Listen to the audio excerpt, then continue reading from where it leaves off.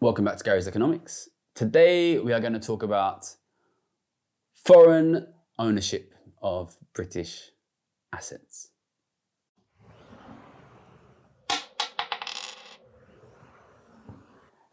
Okay, so this is a video I've been wanting to do for a while.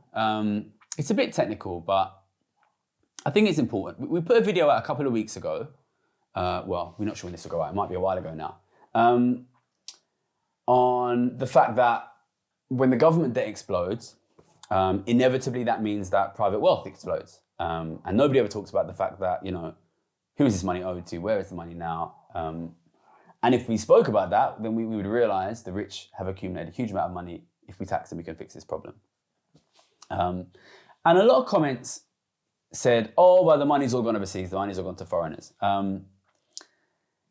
Which was frustrating because I had intended to say in that video, and if you look at the statistics, you can see that there has been no significant flow overseas, which there hasn't. Because during COVID it was illegal to go on holiday, there was actually a significant decrease in the amount of money flowing out of the country. So quite simply, that debt is the British wealthy people in the majority of cases, via banks, via investment funds in many cases, but ultimately the owners are British people. But it raises this important underlying question of foreign ownership. And I see this come up in a lot of discussions that I have. So for example, I say London house prices are expensive because of inequality. The rich are super rich, they have huge amounts of income, they use it to buy houses or they lend against houses. Both those things drive house prices up. And people say, oh no, it's foreign ownership, it's foreign ownership. What I find really interesting about this argument is, there are housing crises all over the world, and they're very similar to London in most cases. There's a housing crisis in New York, in San Francisco, in Sydney, in Melbourne, in Vancouver, in Toronto, in Sao Paulo, in Rio de Janeiro, in Mumbai, in Hong Kong, in Shanghai. And basically every big city in the world has a housing crisis right now. And I find it super funny that everybody thinks that housing crisis, which exists in every major city in the world pretty much, is caused by number one, local housing policy, and number two, foreigners buying up all the houses. And I think the truth is there is a lot of foreign ownership of homes in London and in other major cities. But what is happening here? I mean, it's obviously not possible that all of the houses in the world are being bought by people who are external to the world. What is happening here is increasingly there is a small elite, global, internationally, of phenomenally wealthy people that are buying everything everywhere. But of course, they want their portfolios to be diversified, so they buy assets all over the world. The end result is many properties in the UK are owned by foreign billionaires in China or in the Middle East or in Russia. And the same in the USA and the same in many other countries. But at the same time, British millionaires and billionaires also own a huge amount of assets in those countries. But the end result is everybody thinks that their country, including their government debt, is owned by foreigners. In reality, everything everywhere is owned by this super rich international elite. And then everybody turns around and says, oh, well, we can't tax them because it's foreigners. It's foreigners that own these things. And this is obviously very frustrating because if we don't tax these people, then they will inevitably own more and more of the things that we need. But it becomes very disempowering for individuals because if every single country thinks things are owned by foreigners, then everyone thinks, oh, there's nothing we can do.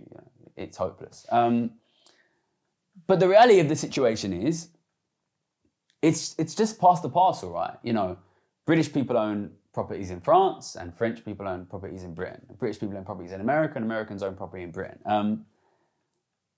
We can fix this in two ways. We can either tax the British people on British assets, which includes their ownership of foreign assets, or we can tax everyone on their ownership of British assets. It's totally fixable. Or beyond that, we can build international coordination to fix a problem which is creating poverty all over the world. But I think to put your hands up and say, well, it's all owned by foreigners, it's very disempowering, and it creates a situation where you will simply allow the rich to get richer and richer. And consider the case of these very rich people. Rishi Sunak worth £700 million. He's going to make every year £30 million passive income. He's going to spend £1 million living like the Queen and use the other £29 million to buy the rest of the assets. If we do not tax these people, they will own everything within 40, 50 years. And that means your kids, your grandkids will own nothing. Is it possible to tax them? Yes, of course it is. We can either tax the ones in our country on worldwide assets, we can tax the assets that exist in our country, or we can look to build coordination between other countries. If you want to know, in my opinion, why we don't do it, it's probably because our current Prime Minister is worth nearly £1 billion. David Cameron went and made £10 million within a year of leaving office. Tony Blair is worth, 40, £50 million. We are leaving our decisions about whether to tax rich people in the hands of rich people. The end result is that ordinary people get screwed over.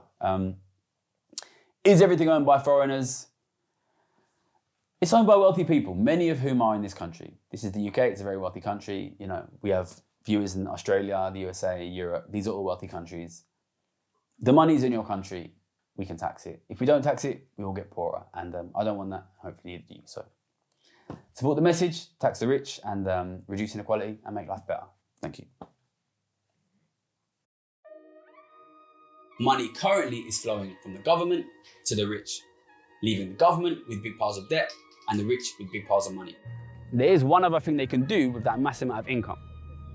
They can buy your mum's house.